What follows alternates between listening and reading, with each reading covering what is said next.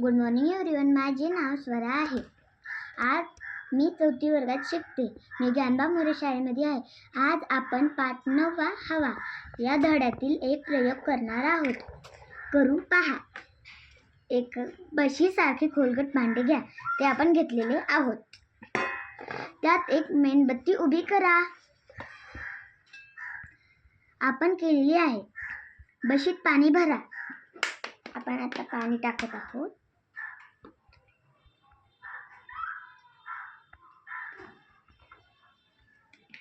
पाणी घेतलेलं आहे.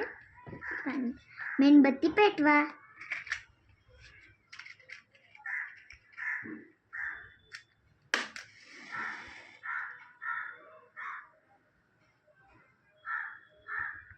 मेणबत्ती पेटवलेली आहे.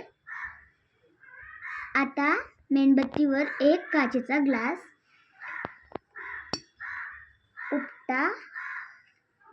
उपडा ठेवा. मेणबत्ती विझलेली आहे म्हणून आपण प्रत्यक्षात लावूया.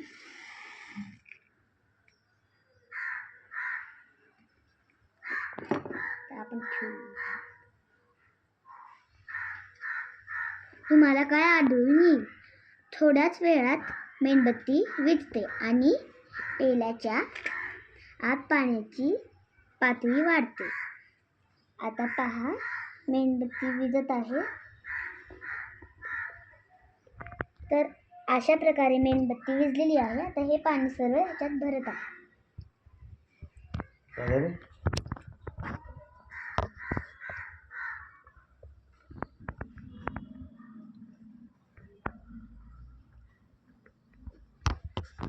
मेणबत्ती विझलेली आहे.